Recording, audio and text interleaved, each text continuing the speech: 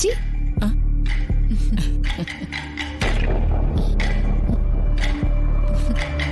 അപ്പച്ചി വളരെ സന്തോഷത്തിലാണല്ലോ. നിന്നെ പോലെ മനസ്സിനിണങ്ങി ഒരു പെണ്ണ് മിണ്ടാനും സഹകരിക്കാനും ഉണ്ടെങ്കിൽ അതിപ്പരം ഒരു സന്തോഷം മറ്റെന്താടിയുള്ളത്? നീ വീണ്ടും വന്നതോടെ ഞാൻ ഉഷാറായി. എന്റെ തന്ത്രങ്ങൾക്കും പുതിയ ജീവൻ വെച്ചു. വന്ദനയുടെ പൂജയും വഴിപാടും ഒക്കെ തകൃതിയായി നടക്കുന്നില്ലേ? നടക്കുന്നുണ്ട്. ജഗനുമായിട്ട് സഹകരിക്കാതിരിക്കാനും വന്ദന പ്രത്യേകം ശ്രദ്ധിക്കുന്നുണ്ട്. അതാടി നിന്റെ ഈ അപ്പച്ചിയുടെ മിടുക്ക്. ഒരു കാര്യത്തിലും അല്പം പോലും സംശയം ഉണ്ടാകാത്ത രീതിയിലുള്ള പ്ലാനിങ്. അപ്പച്ചിയുടെ മിടുക്കിനെ ഞാൻ സമ്മതിച്ചിരിക്കുന്നു. മുൻകൂട്ടി ജോത്സിനെ പോയി കണ്ട് അപ്പച്ചി പണം കൊടുത്ത കാര്യം ആരും അറിഞ്ഞിട്ടില്ല. പതുക്കെ പറയടി. അയ്യോ, ജഗന് മൃത്യുദോഷമുണ്ടെന്ന ജോത്സിന്റെ പ്രവചനം ശുദ്ധ കള്ളമാണെന്ന് ഇവിടെ അമ്മയ്ക്കോ വന്ദനയ്ക്കോ മനസ്സിലായിട്ടില്ല. പാവം വന്ദന വഴിപാടുകളൊക്കെ നടത്തിയും പ്രാർത്ഥിച്ചും വല്ലാതെ കോലക്കെട്ട്. ഒന്ന് ചോദിച്ചോട്ടെ, വന്ദന ജഗനോട് എല്ലാ കാര്യത്തിലും പരമാവധി അകലം പാലിക്കുന്നുണ്ട്. അത് ജഗന്റെ മൃത്യുദോഷം തീരാനാണെന്നുള്ള കാര്യം വന്ദനയ്ക്ക് പറയാനും പറ്റില്ല. അതുകൊണ്ടൊക്കെ നമുക്കെന്താ നേട്ടം? പറയാം. തുടർച്ചയായി വന്ദന ജഗനുമായി അകന്നു നിൽക്കുമ്പോ ജഗൻ അതിന്റെ കാരണം അന്വേഷിക്കും. ജോത്സ്യന്റെ നിർദ്ദേശപ്രകാരം ജഗന്റെ മൃത്യുദോഷം മാറ്റാനാണെന്ന കാരണം വന്ദനയ്ക്ക് പറയാനും പറ്റില്ല. ശരിയല്ലേ? ശരിയാ. അങ്ങനെ വരുമ്പോ സ്വാഭാവികമായും വന്ദനയ്ക്ക് തന്നോട് വെറുപ്പാണെന്ന് ജഗൻ തെറ്റിദ്ധരിക്കും. അങ്ങനെ തെറ്റിദ്ധാരണ മൂലം ജഗൻ വെറുക്കാൻ തുടങ്ങുമ്പോഴായിരിക്കും ആനന്ദവല്ലിയുടെ രംഗപ്രവേശം. സൂപ്പർ.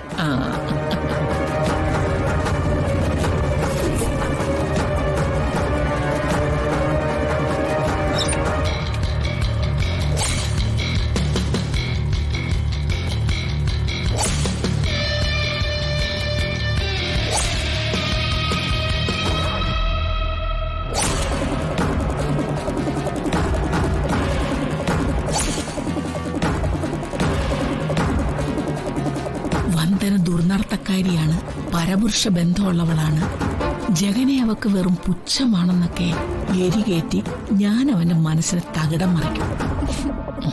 എങ്ങനെയുണ്ട് ആനന്ദവല്ലിയുടെ തന്ത്രം?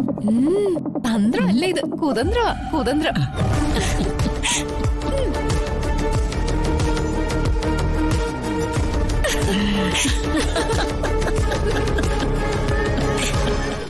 അല്ല, വിദ്യയുടെ വീട്ടുവിശേഷങ്ങളൊക്കെ പറഞ്ഞ് ചിരിച്ചതാ. ഓ, ആണോ ഏട്ടത്തി? അതെ, അമ്മയുടെ സഹോദരങ്ങളുടെ ചില കാര്യങ്ങൾ ഓർത്താൽ ചിരിച്ചിരിച്ച് ചാവും. കാര്യങ്ങളൊക്കെ ഒരുവിധം നേരെയായി വന്നതാ. അപ്പോഴാ ഏട്ടത്തിയുടെ തിരിച്ചുവരവ്. വേണ്ടാത്ത കൂട്ടുകെട്ടുണ്ടാക്കി ഏട്ടത്തി വീണ്ടും വീട്ടിൽ പോയി നിൽക്കേണ്ട അവസ്ഥ ക്ഷണിച്ചു വരുത്തരുത്. എങ്കിൽ പിന്നെ ഏട്ടത്തിയാണെന്നും ഞാൻ നോക്കൂല. കുറ്റിച്ചൂലിനെ അടിച്ചിറക്കും ഈ ജഗൻ. ആരെതിർത്താലും ജഗൻ പറഞ്ഞ കാര്യം നടപ്പിലാക്കിയിരിക്കും. അതുകൊണ്ട് വെറുതെ എരുതിയിൽ എണ്ണ ഒഴിക്കാൻ നോക്കണ്ട. അടങ്ങി ഒതുങ്ങി ജിതേന്ദ്രൻ ചേട്ടന് നല്ല ഭാര്യയായിട്ട് കഴിയാൻ നോക്ക്.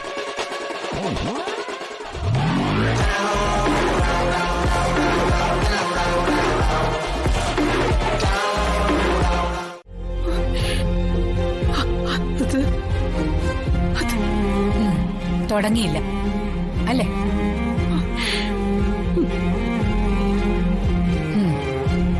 ഞാൻ തന്ന പണവും ആൺമക്കൾക്ക് വീതം വെച്ചു കൊടുത്തോ? ഇല്ല, ആ പണം മാധവേട്ടൻ ബാങ്കിൽ ഡെപ്പോസിറ്റ് ചെയ്യാൻ പോയപ്പോ ഏതോ കള്ളൻ അപഹരിച്ചു.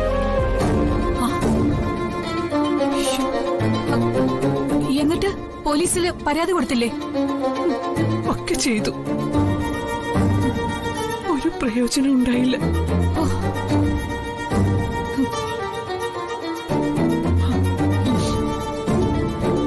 ദാനം കിട്ടിയതുപോലും അനുഭവിക്കാൻ വിധിയില്ലാത്തവരുടെ കാര്യം പറഞ്ഞിട്ട് എന്ത് ഫലം? വിഷമിക്കാതെ.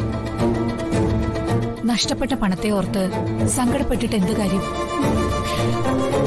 ഇപ്പോഴത്തെ ഈ സങ്കടത്തിന് പരിഹാരം കണ്ടേ പറ്റൂ. പരസ്പരം അകന്നു കഴിയേണ്ടവരല്ല മാധവനും ചന്ദ്രികയും. ഒന്നിച്ച് ജീവിക്കാൻ കൊട്ടാരവും കോടികളും കളഞ്ഞിട്ട് വന്നവളാണ് നീ.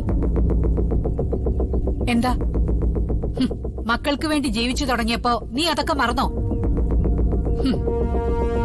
മനസ്സ് പലപ്പോഴും നിസ്സഹായ അവസ്ഥയിലാവുന്നത് മക്കളുടെ മുൻപിലാണല്ലോ, അല്ലേ? അമിതമാകരുതൊന്നും. അത് ആത്മാർത്ഥതയായാലും മക്കളോടുള്ള സ്നേഹമായാലും. പരസ്പരം നിങ്ങൾ താങ്ങാകേണ്ട സമയത്ത് മക്കളുടെ ഇഷ്ടത്തിനൊത്തല്ല ജീവിക്കേണ്ടത്. സ്വന്തം ഇഷ്ടം നോക്കിയ. അല്ലെങ്കിൽ വൃദ്ധസദനങ്ങളുടെ എണ്ണം കൂടും. ജനിപ്പിച്ച തന്തയും തള്ളയും ജീവിച്ചിരിക്കുമ്പോ തന്നെ വലിച്ചോറുരുട്ടി അനാഥാലയത്തിൽ തള്ളും മക്കള്. സോറി, സങ്കടം കൊണ്ട് ഞാൻ എന്തൊക്കെയോ പറഞ്ഞു പോയതാ. സംഭവിച്ചതൊക്കെ സംഭവിച്ചു. അതൊക്കെ പോട്ടെ. തൽക്കാലം ഇതിന് സ്ഥായിയായ ഒരു പരിഹാരം കാണണം. പരിഹാരോ? എന്തു പരിഹാരം? വീട് പണി പൂർത്തിയാക്കണം.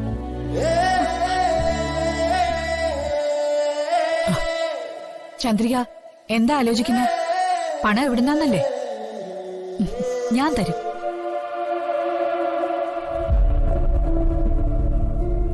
എത്ര ലക്ഷം വേണമെങ്കിലും. അതല്ല, കോടികൾ വേണ്ടി വന്നാൽ അതും.